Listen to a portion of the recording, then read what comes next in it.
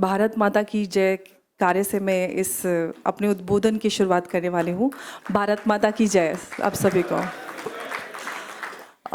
यहाँ पर मौजूद सभी महानुभाव को मेरा नमस्कार और तुफैल दादा का को बहुत बहुत आभार कि आपने मुझे ये मंच दिया अपनी बात रखने के लिए।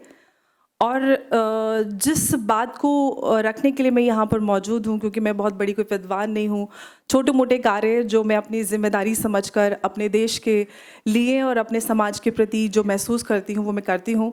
उन्हीं सब से जो कुछ भी थोड़ा बहुत एक्सपीरियंस मैं जुटा पाती हूँ वो आप सब के साथ आज मैं साझा करूँगी, क्योंकि यहाँ पर बहुत मेरे से सीनियर लोग मौजूद हैं और उन्होंने अपने उद्बोधन में बहुत सारी बातें रख दी हैं।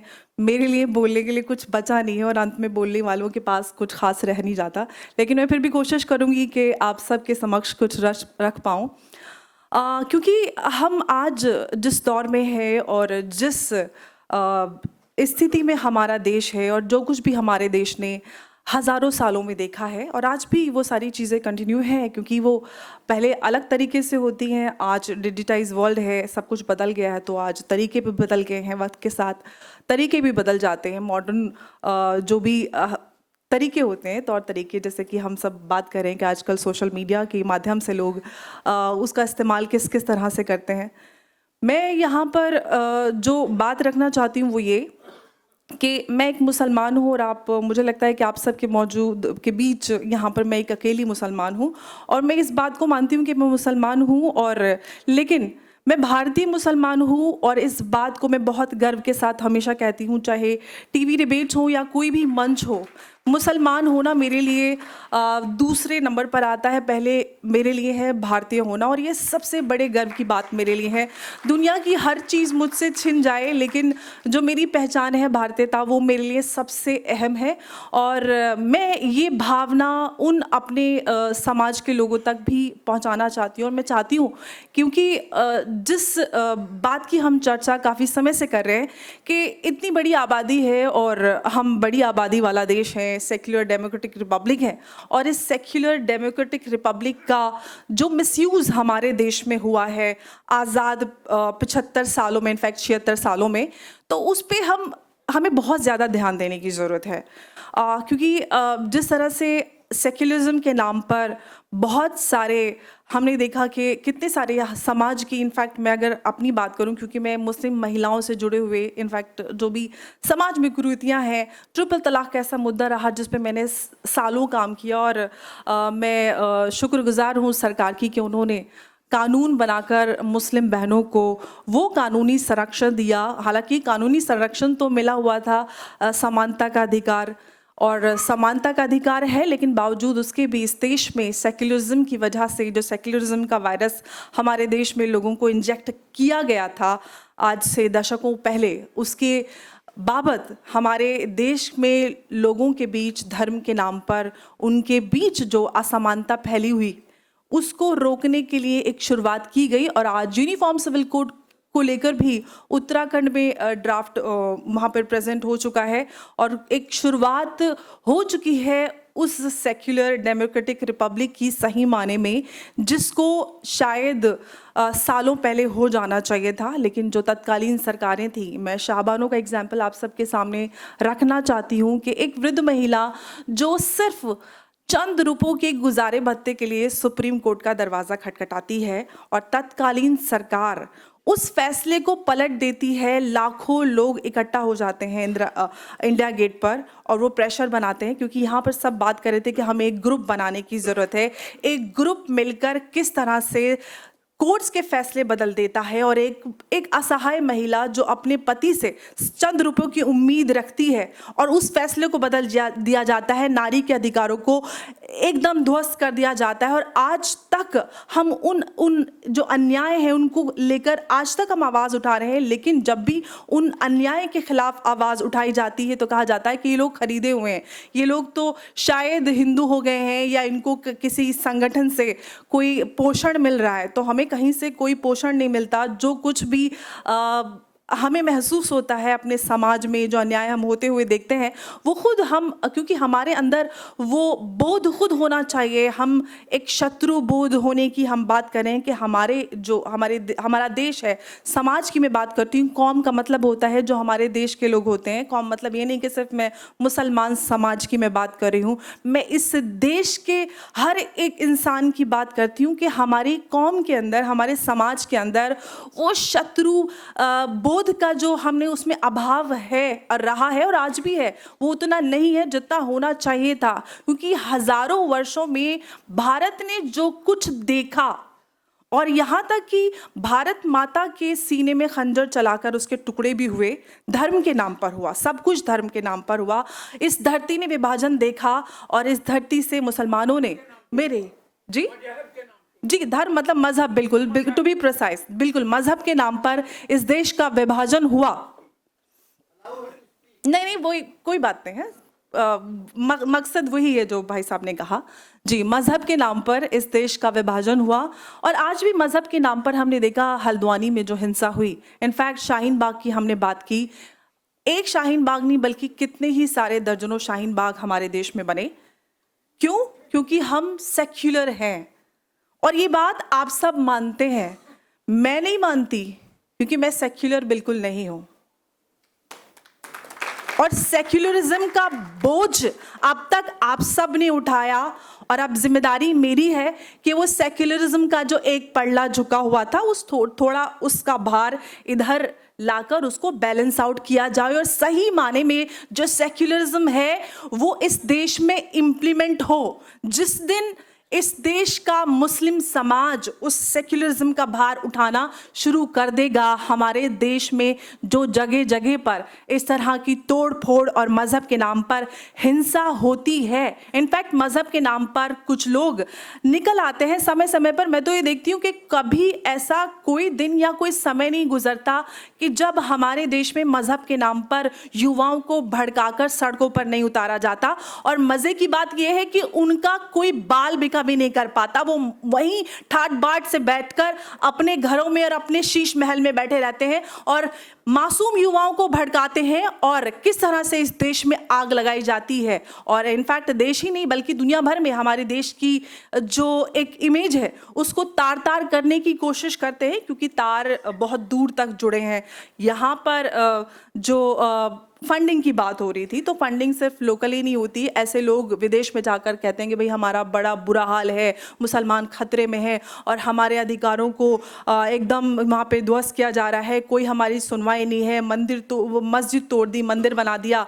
अभी श्री राम जन्मभूमि का हम सब ने देखा कि एक भव्य वहाँ पर पूरा एक कार्यक्रम रहा, लेकिन हमारे देश के जो सेक्युलर पत्रकार हैं वो कहते हैं कि भाई सब कुछ खत्म हो गया।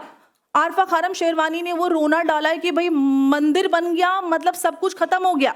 वो देश जिसने विभाजन होने के बाद भी मुसलमानों को वही अधिकार दिए जो इस देश की मेजॉरिटी के, इस देश के हिंदुओं के थे, उसके लिए शुक्रगुजार ना होकर हम आज भी इस देश के लिए रोना रोते हैं कि हमारे साथ सबसे ज्यादा दुर्व्यवहार होता है। कौन सा दुर्व्यवहार होता है? दुर्व्यवहार होता है इस देश की उन मुस्लिम महिलाओं के साथ जिनको एक राइट टू इक्वालिटी है, लेकिन बावजूद उसके भी धर्म के नाम पर उन कुरीतियों से गुजरना पड़ता है। जैसे कि हलाला की हम बात कर रहे थे, हालांकि हलाला कुरानिक नहीं है जो कि प्रैक्टिस है, लेकिन हलाला गैंग्स चलते हैं। निकाह मिस्यार होता है, हैदराबाद से 9, 8, 11 साल की बच्चियों को एक अरबी शेख उठाकर ले जाता है, लेकिन ओवैसी साहब जो हर जगह गला फाड़कर एकदम दहाड़ देते हैं और पूरे समाज को हिलाने की ताकत रखते हैं। कभी उनको यह एहसास नहीं होता कि मेरे समाज की, मेरे देश की एक मासूम बच्ची को एक अरबी शेख चंद सिक्कों के एवज में ले जाता है, उनका खून नहीं खौलता। तो एक किस तरह के लोग हैं जो सेक्युलरिज्म के नाम पर हर तरह की चीज़ों बहुत कन्वीनियंटली उनको जहाँ पर कहाँ पर क्या पचाना है वो आराम से कर लेते हैं, लेकिन युवाओं को भड़का देते हैं। तो मैं यहाँ पर ये कहना चाहती हूँ, क्योंकि मैं जो मुद्दा और जो बात आप सबसे कहना चाहती हूँ, मैं एक ऐसे समाज की कल्पना करती हूँ जहाँ पर मजहब, धर्म और रिलीजन सब कुछ हो और ये ये जो कुछ भी होता है ये हमारा पर्सनल अफेयर होता है। मैं घर पे बहुत पक्की मुसलमान हो सकती हूँ, लेकिन आप सबके सामने मैं सिर्फ एक भारतीय महिला हूँ और यही मेरी एक पहचान है। और इनफैक्ट देश के बाहर भी हम सब जाते हैं तो हम सबको सिर्फ भारतीय के रूप में ही लोग पहचानते हैं और यही इम्प्लीमेंट भी होना चाहिए। और हर वो विचार जो किसी भी मानवता के प्रति, किसी के लिए भी हिंसा को, नफरत को बढ़ावा देती है, चाहे वो कोई धर्म हो, कोई दीन हो, कोई मजहब हो या कोई भी रिलीजन हो, मैं हर उस विचार को मैं डिस्कार्ड करती हूँ। और मैं ये आग्रह उन लोगों से भी करती हूँ कि मजहब के नाम पर हिंसा, उन्माद को जस्टिफाई करना बंद कर दीजिए। कब तक हमारे देश में इस तरह से हिंसा होती रहेगी? कल अमित शाह जी ने एक कार्यक्रम में सीए का अनाउंसमेंट किया और टीवी पे डिबेट शुरू हो गए और सब टीवी चैनल वालों ने कॉल करना शुरू कर दिया कि अरे मैम सीए आ रहा है, आप जल्दी से डिबेट्स में आ जाइए। और बहुत सारे डिबेट्स भी हमने किए, लेकिन वहाँ पर बहुत सारे महानुभाव थे जो कि मेरे ही समाज के, मेरे ही मज़हब के लोग थे। वो सब कह रहे थे कि आप ऐसे कैसे मुसलमानों को छोड़ सकते हैं सीए के अंदर? भारत तो एक सेक्युलर डेमोक्रेटिक रिपब्लिक है, आपने कैसे मुसलमानों को छोड़ दिया? आपको अगर इतना ही हिंदुओं की आपको परवाह है तो आप उनको रोजगार दे दीजिए। आपको मेरी बात समझ में आ रही? हंसी नहीं आ रही शायद आपको। सीए के अंदर वो रोजगार देना चाह रहे हैं हिंदुओं को। सीए का उनको यही नहीं पता कि सीए का आधार क्या है। तो वो लोग जिनको यही नहीं पता, लेकिन उनको रेट्रिक करने के लिए टीवी चैनल पर जरूर आना और ये दिखाना है कि मुसलमानों पे जुल्म हो रहा है। और ये देखकर जो इस देश के करोड़ों मुसलमान हैं वो भड़क जाते हैं और कहते हैं कि देखिए हमारे साथ कितना सौतेला व्यवहार हो रहा है, हमें तो सीए से बिल्कुल एकदम दूर रखा गया है, हमें क्यों उसमें इंक्लूड नहीं किया गया? कोई बात उनसे पूछे जरा कि आपने मजहब के नाम पर पहले ही पाकिस्तान, बांग्लादेश ले लिया और यहाँ पर जो भी प्रताड़ित वहाँ के लोग हैं, जो भी रिलीजियस माइनॉरिटीज हैं, उनको आने का इस देश में अधिकार है, हर तरह का अधिकार है, क्योंकि भारत ही वो एकमात्र धरती है हिंदुओं के लिए, सिखों के लिए, जैनों के लिए, बौद्धों के लिए, जो उनकी होमलैंड है। और ये भारत का दायित्व है कि हमारे पड़ोसी मुल्कों में जो भी लोग सताए हुए हैं उनको जल्द से जल्द शरण दे, क्योंकि यहाँ पे उमेंद्र जी बैठे हुए हैं और बहुत ही गंभीरता के साथ इस मुद्दे पे काम करते हैं। और मैं भी जो भी पड़ोसी मुल्क है उससे रिलेटेड जो मुद्दे होते हैं उस पर बारीकी से नजर लगती हूँ और उस पर चर्चा भी करती हूँ। मियां मिट्टू पाकिस्तान में एक बहुत ही इज्जत जिनको मिलती है, आईएसआई के प्लांट किए हुए वो एक बहुत बड़े महानुभाव हैं जिनका काम है माइनॉरिटीज़ की बच्चियों को आइडेंटिफाई करके, चिन्हित करके उनको उठाना, अगवा करना। और उनके बहुत सारे ऐसे चेले चपाटे होते हैं जो उन बच्चियों को उठाकर कन्वर्ट करने का काम करते हैं। और जस्ट कन्वर्ट, पहले उनको अगवा करते हैं, उनका रेप होता है, फिर जबरन उस अधेड़ उनके आदमी के साथ उस बच्ची का निकाह कर दिया जाता है। और वो बच्ची कोर्ट जाने से पहले या कोर्ट में जो भी प्रोसीडिंग्स होती हैं, उस बच्ची का माँ बाप से मिलने का कोई अधिकार नहीं होता। वो माँ बाप से दूर हो जाती है। वो कहती है कि भाई मैं कन्वर्ट हो गई। एक मासूम बच्ची जिसको यही नहीं पता कि हो क्या रहा है, उसको अगवा कर लिया गया है। पूरा सिस्टम, जुडिशरी से लेके पूरा पॉलिटिकल सिस्टम सिस्टमैटिकली ये सारे कृत्य कर रहा है। और हमारे देश में लोग बैठकर टीवी चैनल्स पे ये कहते हैं कि ये सब तो हर जगह होता है, कहीं ना कहीं ये सारी चीज़ें होती रहती है, थोड़ी बहुत तो सब जगह प्रॉब्लम होती है। तो भाई आपको क्या प्रॉब्लम है? जहाँ कोई प्रॉब्लम ही नहीं हो रही है वहाँ पे आप प्रॉब्लम लेकर बैठ गए टीवी चैनल पर, कह रहे हैं कि भाई हमारे साथ तो बहुत ज़्यादा एकदम इनजस्टिस हो रहा है, बहुत ज़्यादा हमें परेशानी है, हमें सीए से दूर रखा गया है। तो ये सारे लोग, और मैं तो अपने जो टीवी चैनल्स वाले हैं उनसे भी ये बात कहती हूँ कि कम से कम थोड़ा पढ़ा लिखा ले आया करो, जिससे लड़ने में भी हमें लगे कि हाँ, उस जिसको पता है उस मुद्दे का। जिसको मुद्दा ही नहीं पता उससे आप कहाँ दीवार में सर टकराएंगे, किसको हम समझाएंगे कि आपको मसला ये नहीं, सीए कुछ और है, यूसीसी कुछ और है। यूसीसी की बात करें तो कहते हैं कि भाई भारत तो विविधताओं वाला देश है, और विविधताओं वाला देश है तो मतलब ये सब तो होना चाहिए। और आपने किस तरह से जो अन्य जो जाति है उनको अलग रखा है, तो हमें भी ये अधिकार होना चाहिए कि जो हमारी रिलीजियस प्रैक्टिसेस हैं उनको हम एज इट इज़ हम कंटिन्यू करते रहें, और हमें विविधताओं के नाम पर इनजस्टिस करना अलाउ होना चाहिए। तो कोई उनसे पूछे कि अगर आप मज़हब की बात करते हैं या शरिया की बात करते हैं तो शरिया में टैक्स लॉज भी हैं, फिर शरिया में क्रिमिनल लॉज भी हैं। तो क्रिमिनल कोड की जब बात आती है तो पूरी तरह से भारत का संविधान फॉलो किया जाता है। इनफैक्ट टैक्स लॉज में भी सारे भारत के जो भी टैक्स लॉज हैं वो फॉलो किए जाते हैं। सब्सिडी इस्लाम में हराम है, लेकिन सरकार से भर भर के सब्सिडी मिलती है मदरसों में या सरकार की जो भी अन्य पॉलिसीज़ हैं, सब जगह हर चीज़ का आनंद लिया जाता है। लेकिन जब बात आती है महिलाओं की तो वहाँ पर खून खौल जाता है कि ऐसे कैसे शरिया में मुदाखलत हो सकती है, आप ऐसे कैसे आप जो दारुल क़ज़ा चल रहे हैं उनको ख़त्म कर सकते हैं। ज़रा आप सोच सकते हैं कि दारुल क़ज़ा भारत जैसे एक आज़ाद मुल्क में, वो देश जहाँ पर संविधान नाफिज है, देश संविधान से चलता है, लेकिन हमारे देश में एक पैरेलल जुडिशल सिस्टम चलता है, दारुल क़ज़ा। उन दारुल क़ज़ाओं में भारत की मुसलमान बच्चों की तकदीर तय की जाती है। वो हलाला कैसे होगा, कितने रुपए में होगा, ये तय किया जाता है। और यहाँ पे किसी को बुरा नहीं लगता और इस चीज़ को होने देते हैं क्योंकि हम लोग बहुत सेक्युलर हैं। तो सेक्युलरिज्म के नाम पर महिलाओं का अपमान और इस देश की नारी की जो सम्मान के साथ खिलवाड़ की जाती है, क्योंकि हलाला एक ऐसा ऑर्गेनाइज्ड रेप है, ऑर्गेनाइज्ड क्लैरिकल रेप, जिसमें वो पढ़े लिखे लोग शामिल होते हैं। एक लड़की, एक महिला जिसका कोई भी उसमें लेना देना नहीं होता, उसकी कोई गलती नहीं होती, क्योंकि उनके शौहर को गुस्सा आ गया था चाय में, शायद चाय ठंडी थी, सब्जी में नमक हो गया था, तेज़ रोटी जल गई थी, उनको गुस्सा आ गया और उन्होंने 3 बार तलाक दिया। और फिर उनको बाद में रियलाइज़ होता है कि नहीं, वो गलती हो गई थी तो वापस आ जाओ। अब वापस आने के लिए उनको पहले किसी और से निकाह करना होगा, फिर उस मैरिज को कंज्यूमेट करना होगा। और आप ये सब समझ सकते हैं कि एक महिला के ऊपर, एक लड़की के ऊपर क्या गुजरती होगी कि जिसकी कोई गलती नहीं है और उस गलती ना होने के बावजूद उसको इस सब से गुजरना पड़ता है। और ये सब होता है।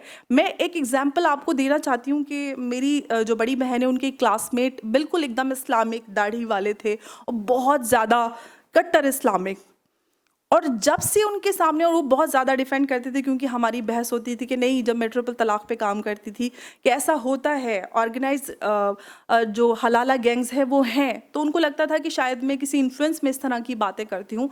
लेकिन उनके सामने एक परिवार में उनकी कई सारी लड़कियां थीं और उन्होंने 2 लड़कियों की शादी एक साथ की थी। उतना संपन्न परिवार नहीं था, किसी तरह से 2 बच्चियों की शादी की और एक बच्ची की शादी ठीक नहीं बैठी, उन्होंने और कुछ डिमांड करना शुरू कर दी। तो फिर तलाक तक नौबत आई और वो 3 बार वो 3-3 तलाक बोल के उस लड़की को तलाक दे दिया। फिर फैसला बड़ों के बीच में आया, तो हुआ ये कि भाई गलती हो गई, वापस से आपको लाना पड़ेगा। तो फिर वही हलाला वाला मसला सामने आया कि भाई हलाला करना पड़ेगा वापस आना है। तो फिर एक मौलाना साहब ने सजेस्ट किया कि भाई 50,000 रुपये और मैं आपका ये काम कर दूंगा। और इस सब के साक्षी वो खुद रहे। उस दिन से उन्होंने दाढ़ी मुंडवा दी और उनको ये रियलाइज़ हुआ कि हाँ, ये वाकई में होता है। हमारे जैसे लोग, ये कोई मनगढ़ंत कहानियाँ या कहीं से कोई स्क्रिप्ट मिली नहीं होती है, क्योंकि हम इस समाज में हैं।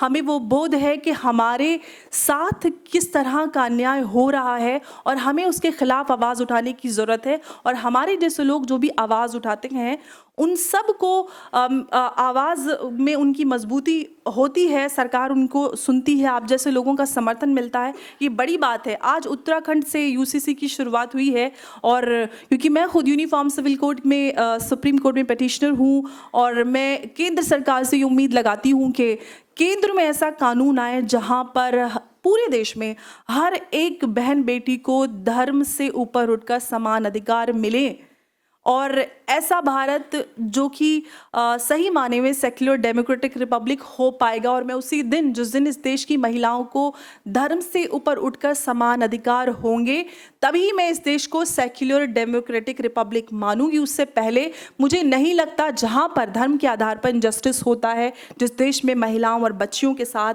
जिनको गोद लेने की इजाज़त नहीं है, जिन लोगों को, जिन बेटियों को माँ बाप की जायदाद में बराबरी का हक नहीं मिलता, जिस महिला को अगर वो अपने पति के साथ खुश नहीं है या उसका पति उसको परेशान करता है, वो तलाक नहीं दे सकती, तो ये किस तरह का संविधान है, किस तरह का समान अधिकार है, मुझे समझ में नहीं आता। लेकिन बहुत सारे लोग अभी भी इसको डिफेंड करते हैं कि आप तो क्योंकि बीजेपी के पास कुछ मसला नहीं बचा है तो इसलिए आप यूसीसी और सीए उठा के ले आए। तो यूसीसी की बात हो या सीए की बात हो, हर मसले से हमारी बेटियां, हमारी बहनें जुड़ी हैं। और जिन लोगों को अपनी बहन बेटी के सम्मान की चिंता नहीं है, वो मुझे लगता है कि वो सोए हुए होते हैं, चाहे वो हिंदू समाज के लोग हों या फिर मुस्लिम समाज के। और मुस्लिम समाज के मर्दों को तो मैं धिक्कार कहती हूँ कि आज तक मुस्लिम समाज के मर्दों ने इस देश में मुस्लिम महिलाओं के साथ जो शरिया लॉज के नाम पर, पर्सनल लॉज के नाम पर 70 के दशक में पर्सनल लॉ बोर्ड खोला गया और उसके बाद जो संविधान में सेक्युलर शब्द जोड़ा गया, उसके बाद जो पूरा खिलवाड़ इस देश में सेक्युलर राजनीति के नाम पर हुआ, उस सब का फल हम सब के सामने है। और आज हम उस फल को हमारे ऊपर लादा गया, हम सबको ज़बरदस्ती खिलाया गया। और अब हम वो जो वृक्ष सेक्युलरिज्म का लगाया गया था, हम उसको जड़ से उखाड़ने की भरसक कोशिश कर रहे हैं कि हमें नहीं चाहिए ऐसी सेक्युलरिज्म जहाँ पर एक ही समाज के ऊपर सिर्फ पूरा सेक्युलरिज्म का भार हो और एक पक्ष मनमानी करता रहे, मज़हब के नाम पर हिंसा भी करता रहे, हर तरह का अन्याय, इनजस्टिस उनको करना अलाउ हो। तो ये किस तरह का देश और किस तरह का संविधान है और किस तरह का समाज है जहाँ पर हम कोएग्जिस्टेंस की बात करते हैं कि ये देश हम सब का है, विविधताओं वाला देश है। विविधताओं का मतलब ये है, मैं अंबर जैदी हूँ, आप सब के नाम कुछ और हो सकते हैं, यहाँ पर उमेंद्र जी बैठे हैं, तुफेल दादा है, तो हम सब के नाम है और हम घर में ये सब हैं, लेकिन पहचान हमारी है कि हम एक दूसरे, और ये भारतीयता है कि हम सब की समान इज्जत करते हैं और हम किसी से उसकी धार्मिक पहचान की वजह से नफरत नहीं करते हैं। वो देश, वो भारत, वो भारतीयता जो सदियों से हमारे देश का हिस्सा बनी है, और यही भारतीयता है क्योंकि सीए तो आज है, वो जब भारत का विभाजन हुआ तब ये कानून बना, लेकिन उससे पहले भी हजारों साल से दुनिया भर में जहाँ कहीं भी किसी के ऊपर भी धर्म के आधार पर कोई भी प्रताड़ना हुई है, उसको शरण भारत ने दी है। और मैं खुद उस समुदाय से आती हूँ, मैं शिया हूँ, और शियाओं को आफ्टर करबला किस तरह से जो चुन चुन कर यहाँ तक कि कब्रों में से निकाल कर उनको मारा जाता, तो मर भी जाते थे, उनकी बॉडी को म्यूटिलेट किया जाता था। तो उस समाज से आती हूँ कि जिस समाज को भारत ने शरण दी, और आज हम शायद, मुझे नहीं लगता कि भारत से ज़्यादा कोई भी ऐसा देश है जहाँ पर नॉट जस्ट शियास बल्कि पूरे मुसलमान बहुत शांति से, पूरे उस इज्जत सम्मान के साथ, उन अधिकारों के साथ रहते हैं जो शायद उन इस्लामिक कंट्रीज़ में भी नहीं दिए जाते जहाँ से इस्लाम की उत्पत्ति हुई थी। तो हम इस तरह के माहौल की बात करते हैं, लेकिन मेरी बात शायद, अगर मैं इस तरह की बात करती हूँ तो उनको लगता है कि पता नहीं ये तो शायद हिंदू हो गई हैं। लेकिन हिंदू मुसलमान तो आप घर में ही हैं, देश के लिए तो आप देशवासी हैं, सिटीज़न हैं।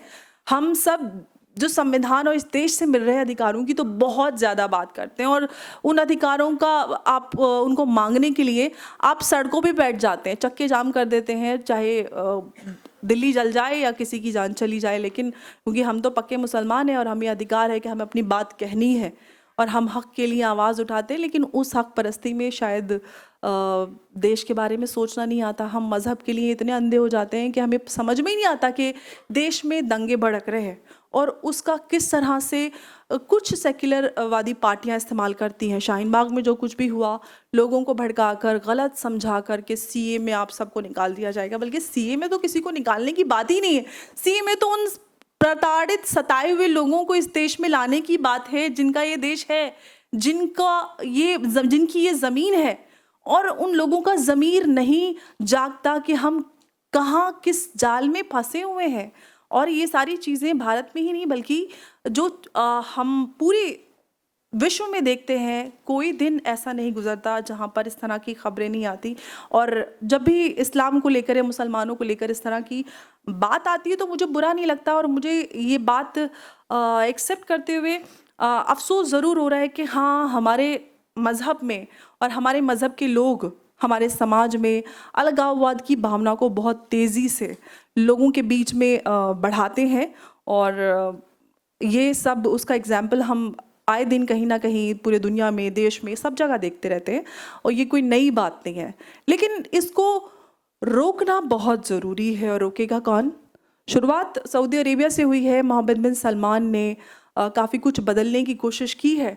और सऊदी अरेबिया में भी जो बदलाव आए और जिस तरह की बातें उन्होंने आते ही इंटरव्यूज़ दिए हैं, तो भारत के मुसलमान कहते हैं क्योंकि वो तो MBS से ज़्यादा मुसलमान है, पक्के वाले, वो कहते हैं कि वो तो यहूदी है, वो मुसलमान ही नहीं है। वो होता कौन है हमें ये बोलने वाला कि 200 साल बाद आई हुई हदीसों की ऑथेंटिसिटी पे हमें शुबा है, हम उसकी ऑथेंटिसिटी को वेरीफाई नहीं कर सकते, तो हमें उसको नहीं मानना चाहिए। और इनफैक्ट जिस मॉडर्न वर्ल्ड में आज हम रहते हैं, कोएग्जिस्टेंस की, ह्यूमैनिटी की बात करते हैं और हम अपने अधिकारों की बात करते हैं, तो मेरे अधिकारों की बात है तो फिर मुझे आपके अधिकारों का भी सम्मान करना होगा। मैं अपने अधिकारों के नाम पर आपके अधिकारों का हनन नहीं कर सकती। यही कानून है और यही एक ह्यूमन जो कहना चाहिए कि एक ह्यूमन कनेक्ट भी ऐसा होना चाहिए कि भाई हाँ ठीक है, आपका भी है, मेरा भी, हम दोनों का ही सम्मान होना चाहिए। लेकिन सवाल ये है कि जो बदलाव हम उम्मीद करते हैं और जो हम कोशिश करते हैं कि हमारे समाज में होने चाहिए, उसकी शुरुआत कहीं से करनी पड़ेगी। और मैं उम्मीद करती हूँ कि हमारे जैसे लोग जो यहाँ पर मौजूद हैं, वो लोग अपने आसपास लोगों में जाकर इस तरह की भावना रखें कि हमें किसी से भी नफ़रत नहीं करनी है धर्म के आधार पर, लेकिन हमें वो बोध उनके अंदर डालना है कि देश के प्रति, समाज के प्रति जो उनकी जिम्मेदारी है वो उसको समझें और देश सर्वोपरि है, उससे बढ़कर कुछ भी नहीं है। अगर ये भावना जिस दिन लोगों के अंदर आ गई, ख़ास तौर से इस देश के मुस्लिम समाज के लोगों के अंदर, तो मुझे नहीं लगता कि हम लोगों को इस तरह की कोई बात करने की ज़रूरत भी पड़ जाएगी। और ये देश बहुत खूबसूरत है और सबसे अफसोस की बात यही है कि भारत की जो मेजॉरिटी मुसलमान हैं वो नेटिव इंडियंस हैं, वो कन्वर्टेड मुसलमान हैं और मेरे जैसे मुसलमानों को कहते हैं कि आप तो ज़ैदी हैं, आपको क्यों बुरा नहीं लगता। मैं भाई मैं ज़ैदी हूँ, मुझे नहीं बुरा लगता, तो आपको क्यों बुरा लगता है। आप क्षत्रिय सरनेम लगा कर मुसलमान, चौधरी, जाट, बग्गा और इस तरह के नाम लगाकर आप बोलते हैं कि आपको बुरा लगना चाहिए। मैं कहती हूँ आपको क्यों लग रहा है, मुझे लगना चाहिए। जब मुझे नहीं लग रहा तो आपको क्यों लग रहा है, तो कहीं ना कहीं कुछ तो गड़बड़ है।